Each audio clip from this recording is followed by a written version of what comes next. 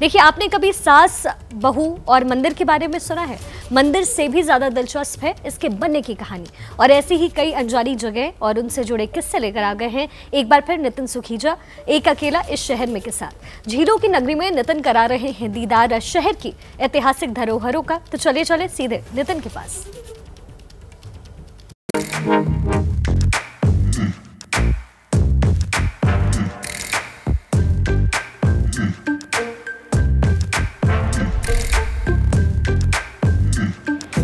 खम्मा घड़ी।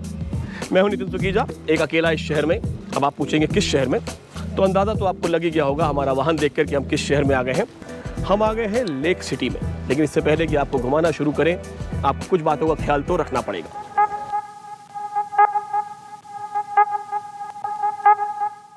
चलिए, जैसा कि आपसे वादा किया था, आपको दिखाएंगे कुछ ऐसी जगहें जिनके बारे में ना आपने सुना होगा ना जाना होगा। शुरू करते हैं आज का सफर। आज का शहर है उदयपुर।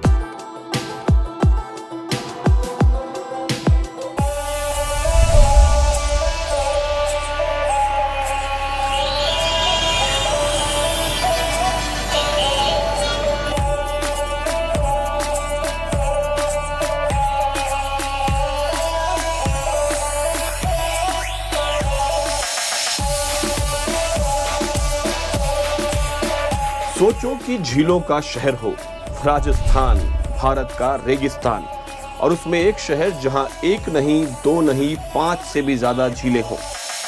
उदयपुर, मेवाड़ की आखिरी राजधानी। राजपूत इतिहास से रंगा हुआ ये शहर दुनिया भर से सैलानियों को अपनी ओर खींचता रहा है। हमने सोचा कि उदयपुर के अपने सफर की शुरुआत क्यों न ऐसी जगह से की जाए जहां कभी सभ्यता की नींव रखी गई होगी। ये जो जगह आप देख रहे हैं और जहां मैं खड़ा हुआ हूं, ये कुछ 4000 साल पुरानी जगह है।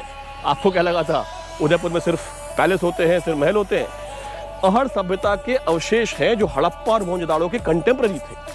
तो साहब, हमने आपसे कहा था कि आपको ऐसी जगह दिखाएंगे, कि आपको ऐसी चीज़ों के बारे में बताएंगे जो आपने न सुनी होंगी न देखी होंगी।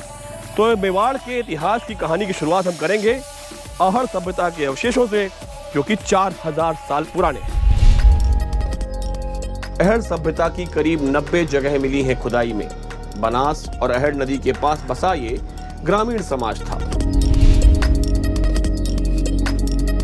ऐसा माना जा रहा है कि शायद ग्रामीण सभ्यता यहां हड़प्पा से पहले ही शक्ल ले चुकी थी। खुदाई में मिले ये बर्तन अपने समय की प्रगति की कहानी बताते हैं।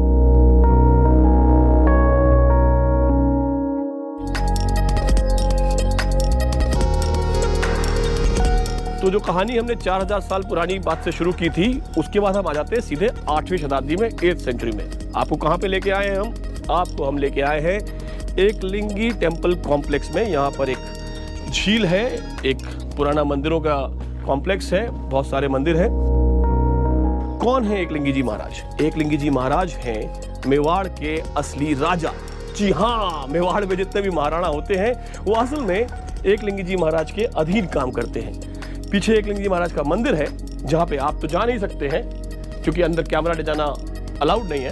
आप बाहर से दर्शन कीजिए, हम अंदर होके आते हैं।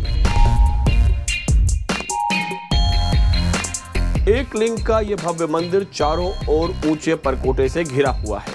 इस परिसर में कुल 108 मंदिर हैं। 4 चेहरों के साथ महादेव चौमुखी, यह भगवान शिव की प्रतिमा चारों दिशाओं में देखती है। ऐसा कहा जाता है कि इसका निर्माण बप्पा रावल ने 8वीं सदी के लगभग करवाया था।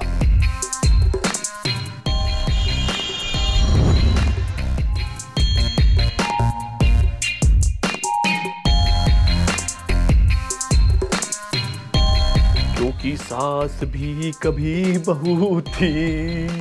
देखिए, हम और आप आ गए हैं आज उदयपुर शहर के पास सास बहू टेम्पल में। ये सिर्फ हमारे यहाँ हो सकता है कि जिस टेम्पल का नाम असल में सहस्त्रबाहु मंदिर हो, धीरे धीरे कालांतर में समय के साथ उसका नाम बदल के हो गया सास बहू मंदिर। सास बहू मंदिर बनने की कहानी क्या है वो बातें देखेंगे। पहले आप मंदिर को देखिए, कार्विंग को देखिए, खूबसूरती तो देखिए।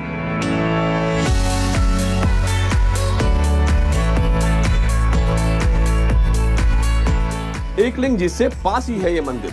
नागदा का प्राचीन शहर कभी रावल नागादित्य की राजधानी थी। फिलहाल ये एक छोटा सा गांव है। यहीं पर है ये 11वीं सदी में बना सहस्त्रबाहु मंदिर, जो कि बाद में बिगड़कर 7 बाहु मंदिर कहलाया। मंदिर की वास्तुशैली काफी आकर्षक है और अगर गौर से देखें तो इन गढ़ी हुई मूर्तियों में जीवन का हर रस, हर भाव दिखाई देता है। विष्णु के इस मंदिर के साथ ही शिव का मंदिर भी है और साथ ही एक छोटा मंदिर जहां कहा जाता है कि देवी काली को कंकाल रूप में दिखाया गया है। और अब आपको ले चलते हैं गंगा किनारे। चौंक गए ना? जी हां, उदयपुर में भी गंगा है।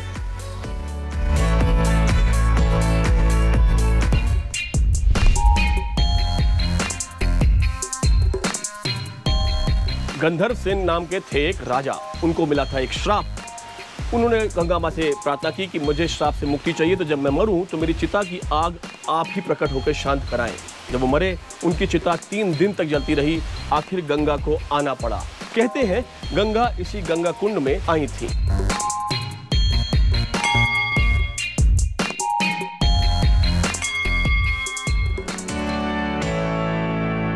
और गंगू कुंड के पास ही है राजघराने की छतरियां या समाधि स्थल।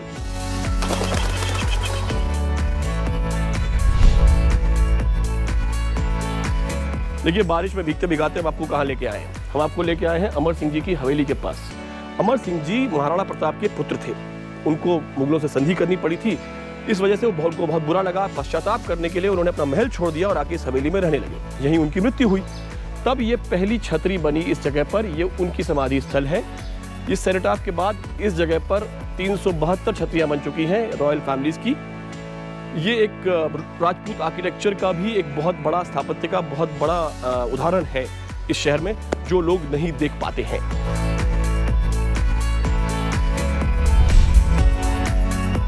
ये तो सिटी पैलेस है, ये तो आपने देखा ही होगा। जो भी उदयपुर आता है सिटी पैलेस तो देखता ही देखता है। लेकिन हमने जो मेवाड़ के इतिहास का सफर शुरू किया था अहड़ के रुइंस से, वो खत्म होता है सिटी पैलेस के सामने, जो कि 16वीं सेंचुरी में बनना शुरू हुआ था और 20वीं सेंचुरी तक बनता रहा था। उदयपुर के सफर में कोरोना के टाइम में क्या रहा कूल और क्या रहा अनुकूल, जल्दी से जान लेते हैं। कोरोना काल में सावधानी हटी तो दुर्घटना घटी। चलिए, एक अकेला फिर किसी शहर में चल पड़ेगा। आपसे मुलाकात होगी, आपको साथ लेके चलेंगे अगले एपिसोड में, कहीं कुछ नया ढूंढने, नया देखने या फिर कुछ नया खाने, नया बनाने।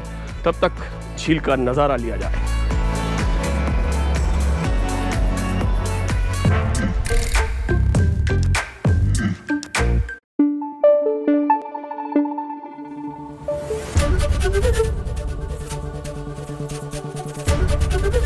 एबीपी न्यूज आपको रखे आगे।